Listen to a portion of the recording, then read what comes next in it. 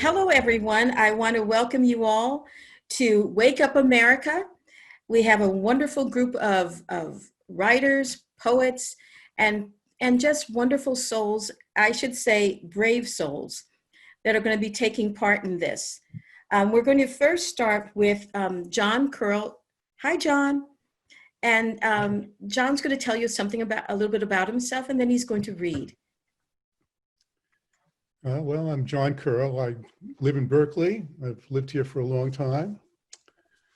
And I've been a poet as long as I can remember, because the first, when I was very little, somebody told me I did this well, and that's the first thing anybody ever told me I did well, so I continued with it. The lake of our emergence. What is a word? A meaningful vibration. In the beginning was the word. And the word was creation. Rock, air, fire, water, oak leaves, ocean waves, tropical jungles, ocelots, gasps of ecstasy, groans of love. We look into each other's eyes as we pass in the street. We don't say a word, but we understand the meaningful vibrations beyond words or before words, both before and beyond words at the same time. All living things, all non-living things, music, waterfalls, on this planet and beyond, flocks of small birds in the early morning, crickets at dusk, the gurgle of a baby, the voices in a singing brook. What are words? Meaningful vibrations. In the beginning was the word, and the word was creation. We walk these slippery banks along the lake of our emergence, the center pole of our forest, our muddy port of entry into this world, our place of origin, our origin of place. We step from the lake into the place we belong. Only briefly do we walk here today, learning how to be indigenous. These restless streets we pace, where our unborn great-grandchildren play. Breezes blow wavelets rolling toward the far shore, while around us hushed fields of poppies grow, and beneath our feet, rocks melt and caverns of magma flow. The uniforms, face shields, nightsticks, separating brother from daughter, sister from mother, do not separate illusion from delusion.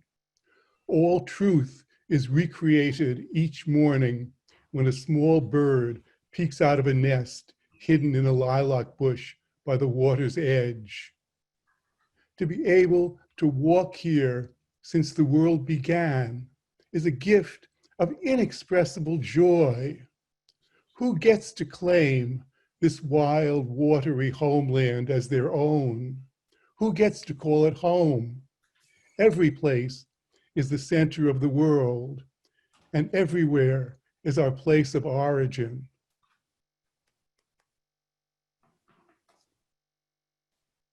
That was beautiful.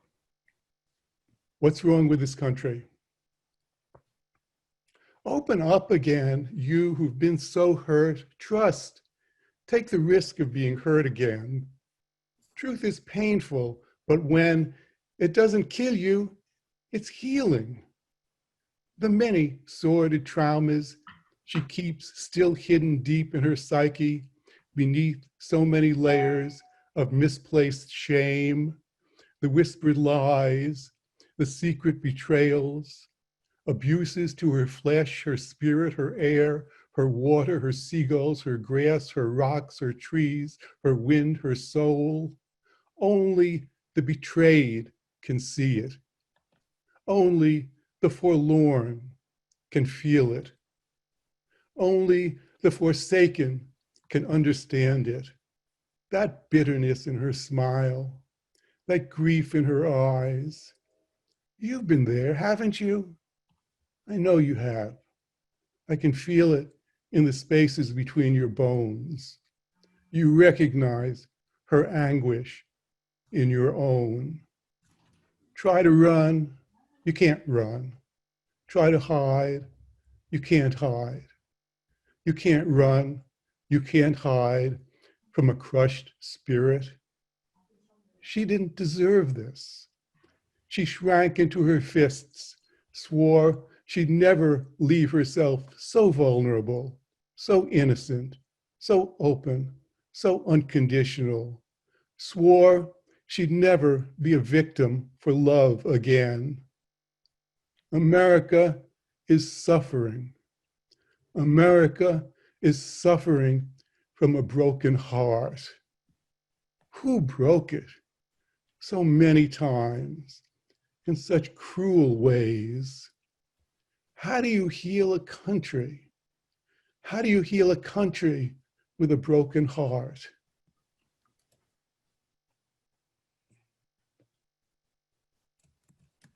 Thank you. Beautiful. Shelter in place. With the entire economy collapsed from the pandemic, are they going to throw us all out on the street? As we plunge ever deeper into this blind storm, desperation lurking in every shadow, the unknown sweeping away every high water and low water mark, the old casino house rules, now dim false memories, relentless bills piling up and up, tornadoes roiling every dark cloud, cataclysmic change swirling among the reckless, wise women of the craft, the unthinkable becoming common sense, all too soon. Tens of millions of us may not be able to pay our rent or mortgage or afford to feed our kids. We're not just helpless victims of a housing heartless system. We can't escape to outer space. If your rent's overdue, but you still can't pay, shelter in place. If your mortgage banker threatens, shelter in place. If you shout at City Hall, but they won't listen at all, if the sheriff's a disgrace and the police get in your face, tell your neighbors, blow the conch shell, sound the call, defend our earthly home from the banker catacombs. Don't submit, don't be compliant, don't obey. Unite, defiant. If your credit's overdrawn, shelter in place. If an agent's banging on your door, shelter in place. If you have no place to stay and the next check's far away, move into an empty building, shelter in place. If your bank account's malignant, if your mortgage is delinquent, ignite the housing justice lights. If they're coming to evict you, don't surrender, get indignant. A home to live in is a human right. Shelter in place.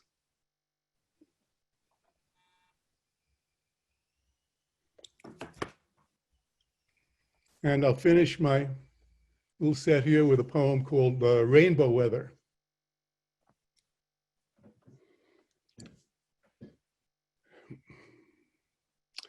Dueling with the devil in the eye of the hurricane, Venus in retrograde, Aries rising, dark spots cover the sun, predators without shame, nothing true under their darkness, nothing new under their guns, nothing to eat but dog's bane and wolf's bane, nothing to cast but blame, nothing can change without struggle and pain, but nothing can stay the same. But those murmurs in the gales, gusting all around us, sing of something just beyond the storm. Rainbow weather's rolling in. I can smell it. I swear it. Rainbow weather's rolling in like dawn.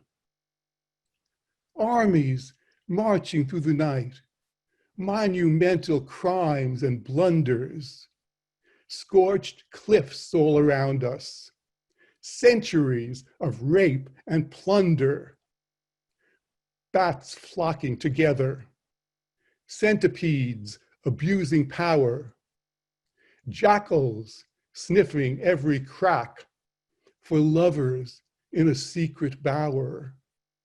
But those murmurs in the gales, gusting all around us, sing of something just beyond the storm. Rainbow weather's rolling in. I can smell it, I swear it. Rainbow weather's rolling in like dawn. Thank you very much. Thank you.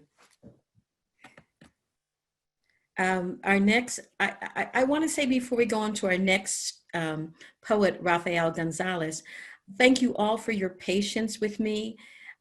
This is my first time doing this, and I'm very appreciative of the kindness shown, but particularly with Wanda and Carla, making sure that we're on Facebook Live. Thank you so much, everyone.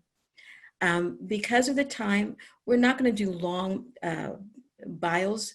When the author is next on, each author will just say a line or two about themselves and immediately go into their reading, which will be about 7 to 10 minutes each. Thank you. I'd like you all to give a warm welcome for Rafael Gonzalez. Thank you. Thank you, love. What can I say? I was born right and raised right on the Mexican-U.S. border. So more than anything about it is that I was raised biculturally, bilingually, and almost all my work is in the two tongues. So that's the way I share it.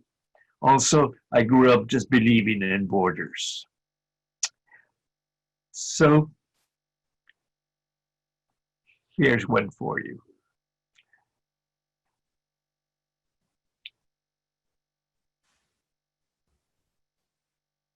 Awake and breathe.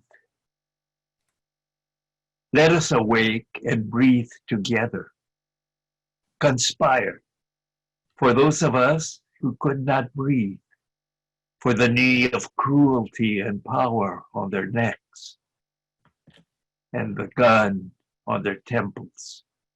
Murder with a badge, our long-toothed history of injustice in the robes of law. We wake and risking death by illness or police, we flood the streets like water from a mighty stream. Or from our isolation, raise our voices. Enough. Enough of death, of torture in the jails. On the border that has no need of walls. Enough of greed that hoards the fruit of our brow sweat and cuts off the flower of our blood for the sake of power, just to have it. Rapes the earth in a blind, mad rush to death. Enough of the old world of empire, war, plunder, slavery. From what is left, we must create a new world, rooted in the heart, in harmony with earth. Awake and breathe, conspire. Despertamos y respiremos juntos. Conspiremos para ellos de nosotros, que no pudieron respirar, por la rodilla de la crueldad y el poder en sus cuellos, la pistola en sus sienes, asesinato con placa, nuestra historia de largo diente de injusticia en las túnicas de la rey. Despertemos y arriesgando la muerte por enfermedad o policía, inundamos las calles como agua de poderosa corriente. o desde nuestro aislamiento alzamos la voz. Basta, basta de muerte, de tortura en las cárceles, en la frontera que no necesita muros. Basta de la avaricia que se atesora la fruta del sudor de nuestras frentes y corta la flor de nuestra sangre por el bien del poder, solo por tenerlo. Viola la tierra, enciega y demente carrera hacia la muerte. Basta del viejo mundo, mundo de imperio, guerra, saqueo, esclavitud. De lo que quede, tenemos que crear un mundo nuevo, arraigado en el corazón, en armonía con la tierra. Despertemos y respiremos, conspiremos. Y de eso se trata, conspirar para crear el mundo nuevo. And that's what it's about, to conspire in a revolution, to bring about a new world. Y para la pandemia, el lenguaje de flores en tiempos de plaga. Me infunde una profunda tristeza. Ver de la ventana la calle desierta. Las pocas personas en ella, enmascaradas, guardan medida distancia entre ellas. En el aire hay muerte y miedo. Pero aún la camelia de enfrente está repleta de flores. Y también la lila de atrás. Los árboles explotan en brotos de albricias por la primavera. Las rosas se desenvuelven armadas de espinas. Pero el ramo que te diera sería de maravillas, siempre vivas y amor de un rato. Porque todo es maravilla. Y esperamos que la vida perdure y que a pesar de los años, en la eternidad nuestro amar es solamente de un rato. The language of flowers in a time of plague. A deep sadness fills me to see from my window the deserted street, the few persons in it all masked, keep a measured distance between them. There is death and fear in the air. Even so, the camellia in front is full of blooms, and also the lilac in back. The trees explode in buds at the good news of spring. The roses unfold armed with thorns, but the bouquet I would give you would be of 4 o'clocks, everlastings, and moss roses, because everything is a marvel, and we hope that life will endure. And no matter the years, in eternity, our loving is but of a moment. And to celebrate where we are at in this moment in time, loa para el solsticio veraniego. Gloria al sol en las alturas, que llena de regocijo al aire y lo hace dorado. Gloria al sol, fuego celeste, que nos da su calor. Gloria al sol, que hace a las aguas del arroyo, río y mar bailar en destellos y viste de lentejuela a las olas. Gloria al sol, que con sus manos doradas acaricia las piedras, a las guijas, y les da cada una su propio valor. Gloria al sol en las alturas que con sus lenguas de luz lame a las lomas, cachorros piel de miel, a las hierbas que las cubren, los robles, las rocas que de ellas brotan. Gloria al sol de las alturas, y en la tierra paz a los hombres, a las mujeres, los niños, los otros animales, las plantas, los minerales. Gloria al sol en las alturas. Praise for summer solstice. Glory to the sun in the highest, that fills the air with joy and makes it bloom. Glory to the sun, celestial fire that gives us its warmth. Glory to the sun that makes the waters of the creek, river, sea dance in sparkles and dresses in sequins the waves. Glory to the sun that with his gold hands caresses the stones, the pebbles, and gives each its own worth. Glory to the sun at the highest, and with his tongues of light licks the hills' honey-furred cubs, the grasses that cover them, the oak, the rock that from them grow. Glory to the sun in the highest, and on earth peace to men, to women, the children, the other animals, the plants, the minerals. Glory to the sun in the highest. Y un canto para el justicio, un breve canto.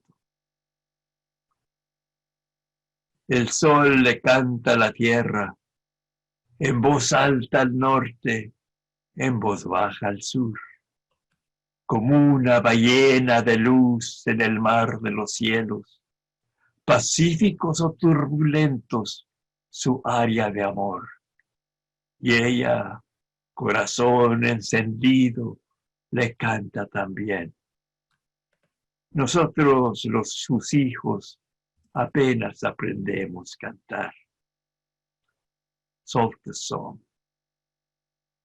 The song sings to the earth, loudly in the north, softly in the south, like a whale of light in the sea of the skies, calm or turbulent, his aria of love.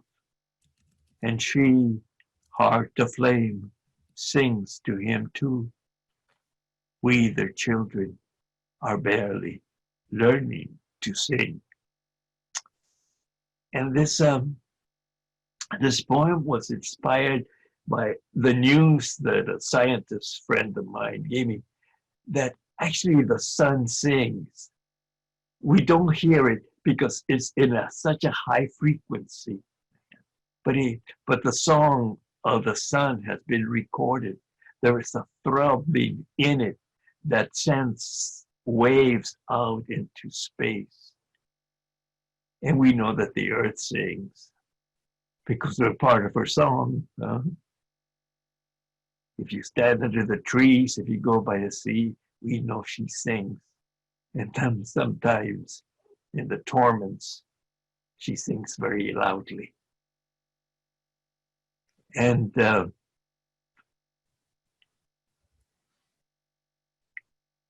it's that song of love that we protect with our voices and our words and with our bodies going out in the streets. Because Black lives matter, and brown lives matter, and white and yellow and red and all the colors of the rainbow. And that's why we are here in cyberspace, and in real space, and in isolation, sharing each other's spaces, even in the distance that separate us, because not touch each other. We cannot offer you each other's our hands or our arms to hug you. We still must keep in touch. I love you all, and thank you for being part of the revolution that has to bring forth a new world. Thank you and bless. Thank you so much, Rafael. Thank you. That was so beautiful, beautiful. Our next poet is Peggy Morrison, and I want to thank everyone for joining in. We are the poets with Wake Up America, and our goal is to use poetry as a means of advocating for social change. Please give us a little bit about yourself before you read, Peggy. Thank you, Kim. This is Peggy Morrison. I'm joining you all from my house in Alameda, California. And it's an honor to be part of this community of poets. A couple of weeks ago, Kim McMillan asked us some thought-provoking questions about racism. And my first poem is one of the answers to Kim's question. Whole cloth. All humanity shares a planet being devastated by greed. As in the dystopian novels, small numbers of us, mostly white, are protected from suffering the consequences of our actions, while those of us who are brown and black carry painful burdens. But no one is safe from the ravages of racism. Knowledge is poisoned, twisted because it is not whole.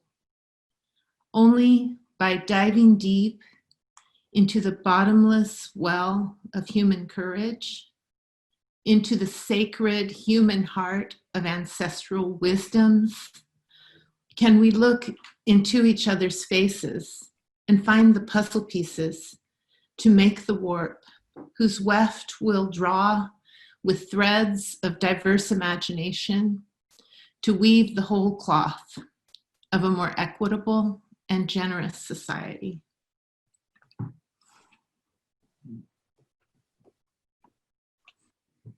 Now I want to read a series of poems which I've written recently. It's a story in which I've been both an observer and a participant. It's not my story, but it is a story that has moved me very much. And I've tried to tell it with an open heart and with deep respect. It's for Vera and John. 1, meeting Vera. The first day I drove up and my housemate asked from the front porch if I brought any toilet paper. And all of a sudden, Vera was in her front yard, reaching towards us with a roll in hand. You can have this. They've lived in the house next door since they were married in '55. They're Portuguese, Catholic. He's a big man with a crew cut, goes to mass every Sunday. She doesn't. She tells me there were huge trees all up this street, but they had to be cut down a long time ago.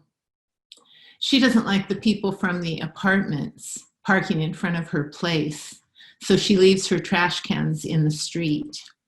They've called the cops back and forth. In autumn, she brings me a piece of apple pie. John is the baker, rolls out his own crust. In winter, a bowl of lemons. In July, a birthday cake she made, his 90th. He has fallen a few times. One time last summer, it was in the front yard, and I asked the construction guys across the street to help pick him up. He had been leaning on the mower, cutting the lawn, but he tripped and down he went into the grass, with the mower tipping and following in slow motion on top of him. 2, his illness. He's in and out of doctor's appointments and the hospital with pains and problems. The medications don't change anything. Friday afternoon, about 2 weeks ago, he can't feel his hands and legs, and they decide to call the ambulance. The ambulance drivers can't take him to Alta Bates because of COVID. At Alameda Hospital Emergency, they find out he has pneumonia, so they put him in isolation. In the past, every time he went somewhere, Vera stayed at their daughter's house. But now she's decided to stay home alone for the first night in 65 years. And she did okay. I have to be able to do this. Vera and I sit in the driveway 10 feet apart and shuck a whole tub of fava beans she harvested this morning. She boils them for about 15 minutes, then layers them in a dish with garlic, olive oil, apple cider vinegar, salt, and pepper. Lets them sit for a couple hours. She'll eat that all day till it's gone. 3, hospice. The test results come back on Sunday. He's negative, so he's out of isolation, but they'll keep him until the lungs clear. When he's released on Tuesday, she picks him up in their black Cadillac. She pulls up next to the path, gets the walker out of the trunk, and places it for him. He reaches out, and she guides his hand onto the metal tube.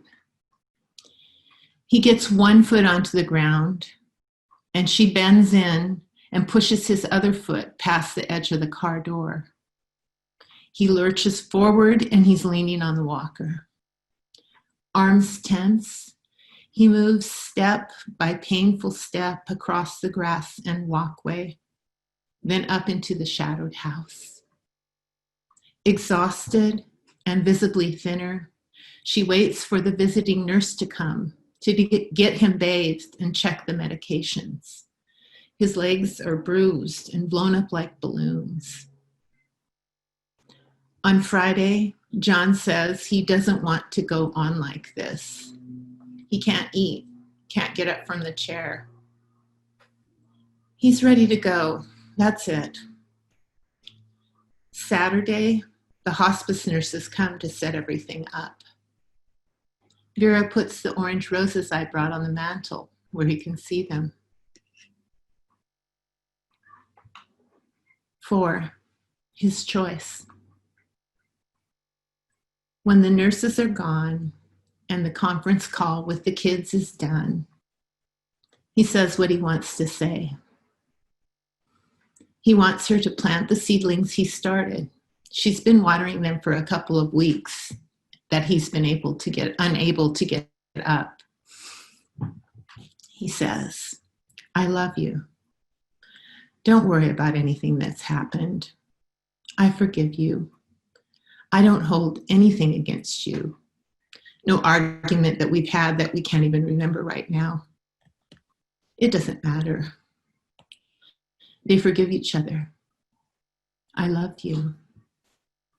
He said it to me, and I said it to him the same.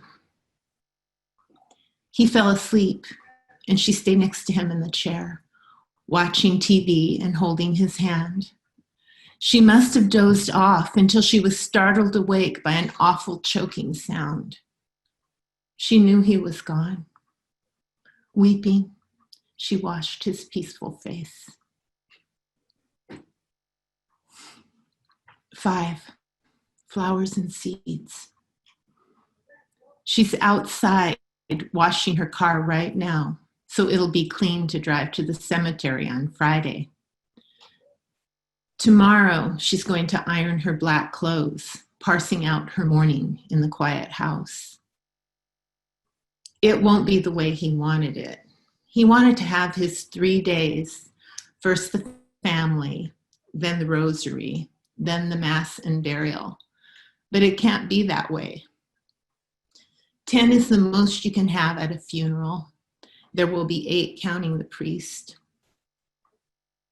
She ordered the yellow roses that he likes and the lilies because he told her lilies too. She'll plant the seedlings. I can help her harvest the rest of the fava beans when she's ready, maybe tomorrow, maybe the next day. And then there's the plot of beans he raises for seeds. And I say, you'll have to harvest it to get the seeds for next year. And she says, I know. Life goes on.